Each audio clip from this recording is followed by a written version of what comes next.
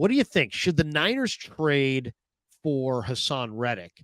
There's a lot of talk coming out of New York now that, the Jets paid a third-round pick for Reddick. He got rid of his agent. Now he's got Drew Rosenhaus. The good news, that's good news for the Niners. Why? Because the Niners just did a deal with Drew Rosenhaus for JJ, for Jawan Jennings. So they've got a good relationship with Rosenhaus. They might be able to get a deal done with Rosenhaus. It would probably take an extension, but I think you could probably get him for a fifth-round pick. So Haason Reddick for a fifth-round pick, if you could make the money work. I mean, to me, I like the I don't want to change out all the DBs, but you got to help the DBs out because you're really young back there. So how do you help a DB out? Well, you can either go get veterans to play in front of them and let them watch, or you can get more pass rush up front, and Reddick kind of represents that. What do you think? Yeah, go get Haason Reddick. I've been screaming, go help this D line. You've lost some players in the trenches. Hargrave, one of them, right? Bosa's out there doing everything he can. Doesn't have that help. Leonard Floyd out there, he's not really lived up to his expectations just yet, but he's out there working hard.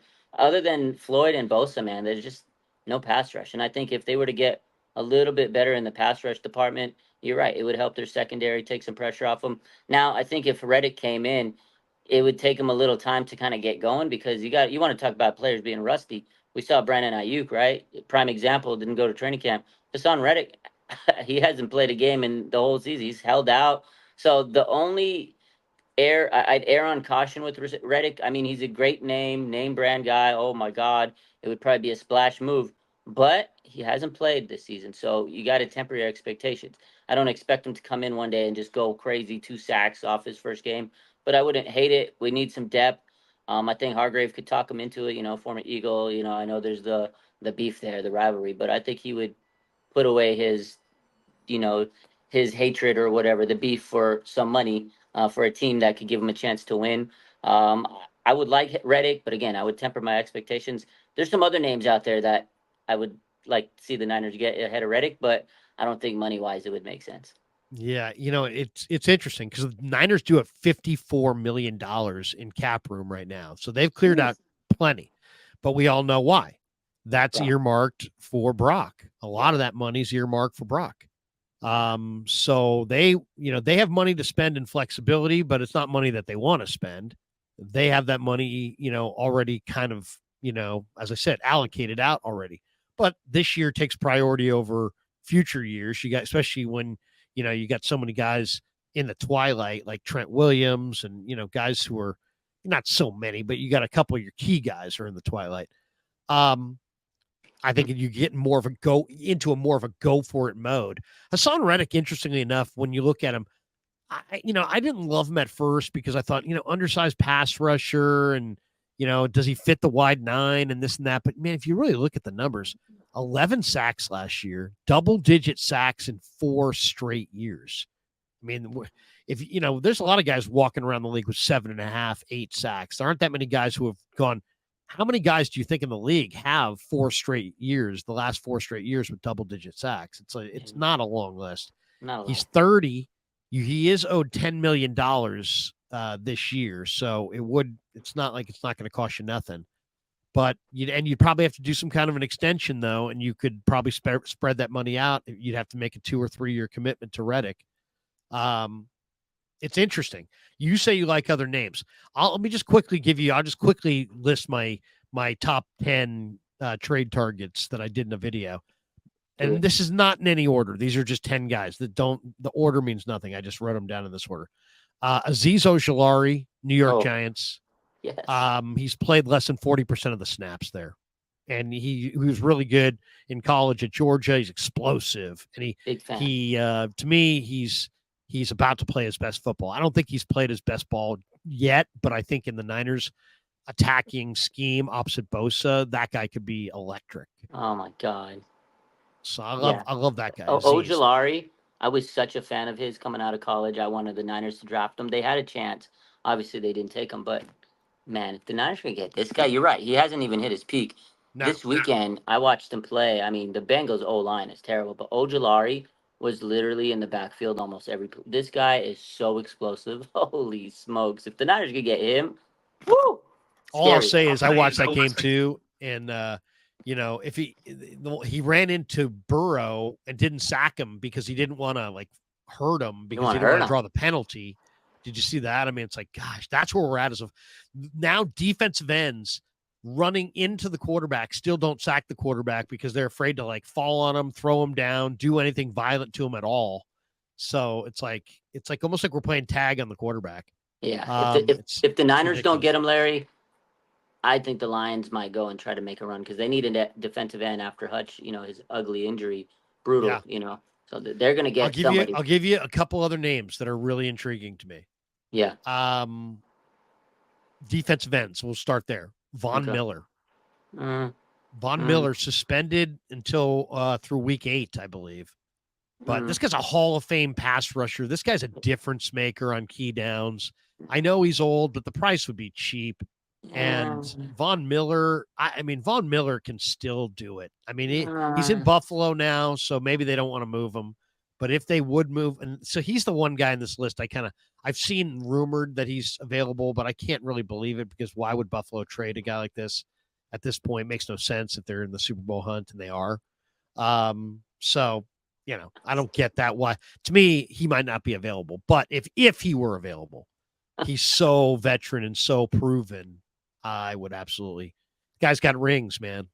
I know, but Sean Turner said Von Miller is 71. He's close to that age. I don't want Von Miller. Come on, man. Yeah, seriously, he's an older guy. I mean, this is your grandfather's pick. Okay. All right. Trey Hendrickson of the Bengals. He asked to be dealt at the beginning of the year. They said no. If they, they're pretty much right on the edge the way they're playing. They're just not playing very well. Yeah. This guy, another guy, Cincinnati. I don't know why they would move him, but I think he's a free agent at the end of the year. He is an interesting name, and he definitely is a big time. That's the guy that I think Detroit is probably going to go after. Is Trey Hendrickson. I could see Campbell saying, "Oh, Hendrickson will be the perfect replacement for Hutchinson, and we'll plug him in, and next year we'll have the tag team, and everything will be great." Yeah, I think that's what they're going to try to do. I like. So those are the defensive ends. Reddick, Von Miller, Azeez Ojulari, Trey Hendrickson. But to me, the other guys on my list, I have Greg Newsome, the corner. There's a lot of people speculating that Mooney Ward might be traded. And that's kind of an interesting one to me because why would you trade Mooney Ward? But then you look at the Niners' money situation. They know they're going to pay Brock. They're going to have to just say goodbye to 3 or 4 key guys. He's one of them. Yeah. And they're going to go at the beginning of the year. It was always, hey, they're going to go with him or Lenore, and it's going to be Lenore. So, and it should be Lenore. So that's the way it's going to go. And he's going to leave at the end of the year. So I don't know what their plan is, but that's going to be interesting to see why the Niners kicking tires on Newsome. That makes no sense. But, other than what you've got all these other young corners, you're just going to tell them keep waiting, I guess. I mean, the Niners already made a mistake this summer getting rid of Samuel Womack. Womack's in Indy playing great ball, and they drafted him. They developed him. He, or didn't develop him and let him leave to, it's just, I don't know. I think they got a little too veteran. They could have saved the money they gave on Yadam and just kept Womack and been better off. I mean, yes, it's 2020 hindsight, but I said it at the time, so I can stand up and say that again. Yeah, I agree. DJ Jones, I have on the list from Denver, just if they want an interior guy. But I'll tell you, the way Evan Anderson is playing, they may not need an interior guy. We'll talk more about Anderson, but Evan Anderson is balling right now, and I like what I'm seeing from the young kid. But, I mean, if you had DJ, I'd love DJ. DJ is one of my favorite Niners of all time. He's just a terrific person. Fun guy. I'd have him on the show all the time. He's just we talk barbecue sauce. So he makes his own. We talk family. He's from Greenville, South Carolina. And just a great guy. Just one of the best guys I've ever met. But Denver's doing pretty good. They got a good defense out there. I don't know if they want to get rid of him. Well, that's why. I mean, Yeah. he's one of the He's one of reasons. their, yeah, Yeah. that's what I'm saying. He's good, man. Here's a name that I really like, and I really like this player, and I really like this fit. Um, I can't watch too much more of Devondre Campbell. Oh, And oh, and they obviously don't feel that Winters and Graham and Bethune can do it. But guess what? After their misevaluation of Womack, I don't know that I trust their evaluation of those guys, to be yeah, completely honest. I don't know if I trust their evaluation. agree. They didn't get it right with Womack. Last year they didn't get it right with Jameson. Mm, So it's one thing to, you can have all the greatest scouts in the world and all the greatest personnel people in the world, and they can locate all these awesome players and you can draft those players. But if you don't play them, develop them, and keep them at the cut down, then I mean, Womack's probably probably the best defensive back that went through waivers at the cut down was Samuel Womack III. They should have found a way to keep him. I agree. Um, Yeah. that was a bad one. But the guy that I can't watch anymore is Campbell. No. So Devin Lloyd from the Jaguars, the linebacker, former Mm, first round pick in 2022 out of Utah. Last year, he had a 90.3 PFF run defense grade, which is a really high number. I like this guy. He's a 3-down linebacker. He's instinctive and fast and tough. I just think Jacksonville is a mess. You put him next to Warner, you let Greenlaw heal at his own pace. And this whole like expecting Dre Greenlaw to come out of being in rehab situation. I mean, basically, he's rehabbing his Achilles and just be like, hey, now you're going to lead us. I mean, that might be a tall ask. That's all I'm it's a saying. lot of pressure on him. No, and I can't wait for Greenlaw to come back, but you don't want to just throw him into the fire. You want to kind of ease him in. I agree. They definitely need some better linebackers out there. I hope Winters and Graham can get some more opportunities. I think they're better than Campbell. Let's let them at least get a few options here and a few snaps here and there. But man, Devondre, I don't know if I could watch much more of Devondre Campbell, Larry. I'm a little afraid this weekend. Travis Kelsey is going to be lined up against Campbell because they're not going to throw Kelsey on Fred Warner this weekend. This man is going to make Campbell's life a living hell. We need to get another linebacker. I would love to get somebody with some speed on that linebacking crew. Yes, I agree. And Lloyd would be it. I mean, Lloyd would Yeah. be a fantastic option. Speaking of speed, number 8 on my list is Tutu Atwell. If the Rams are really out of it, and the Rams are out of it, they're going to be moving some guys. There was a lot of talk they were going to move this guy at the cut down. This is, as we've witnessed, this is one of the NFL's best vertical threats. He's got legit 4.2 speed. Yeah, we crushed the Niners for giving up the 50-yard bomb to Atwell. But I'm over here as a personnel guy going, you know what? That's the Tutu Atwell that I saw in college. I mean, this guy is a blur. He is so fast. He is so much faster than everybody else. That's what the Niners really need. They need some space. If you gave them a home run hitter like this guy, I mean, they're trying for it, right? You've got Cowing. You tried it with Danny Gray. They're trying to find this vertical element that they can introduce, right? But they just can't get the right guy. If I were the Niners, I'd call up the Rams and say, "Hey, look, we'll give you Cowing. You guys can develop them, and we'll take Tutu Atwell right now." And then next year he's gonna burn us, Larry. Come on, man. Well, that's fine. Maybe you don't. If you don't want, if you really feel Cowing's that great, then trade a pick. But I'm saying Tutu Atwell is what the Niners need. People talk about Devontae Adams. The Niners don't need Devontae Adams. Devontae Adams is a redundant part on this team. They've got Ayuk. They've got Debo. They've got, JJ. They've got guys who can run intermediate routes.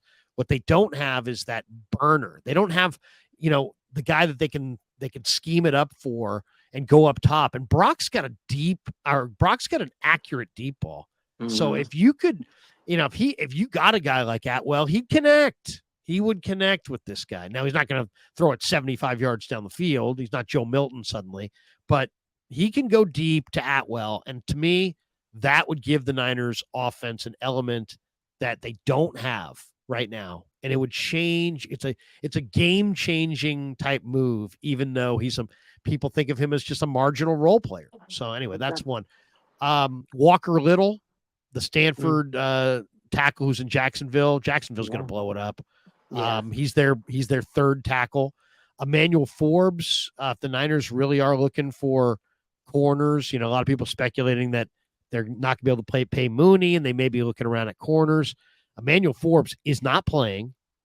Peters did not draft him.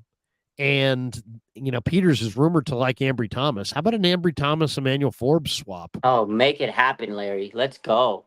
I'll take Forbes. He's really skinny, but he's got unbelievable ball skills. I like watching Mississippi State. This guy had 6 pick sixes. Wow. 6. Anyway, and then last one, Darnell Savage. Okay. Darnell Savage is in Jacksonville, and he's a nickel corner. He's a free safety. He can play strong. I mean, this guy can do it all. He can play every spot in the secondary.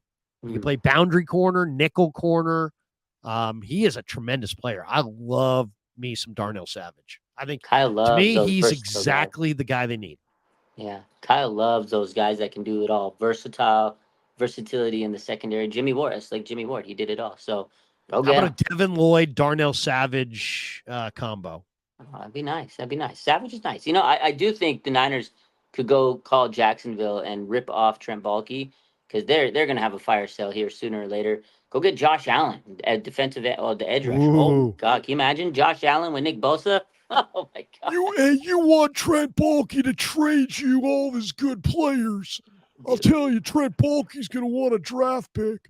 A pretty damn high draft pick, too, because the Trent Baalke I know only likes injured players.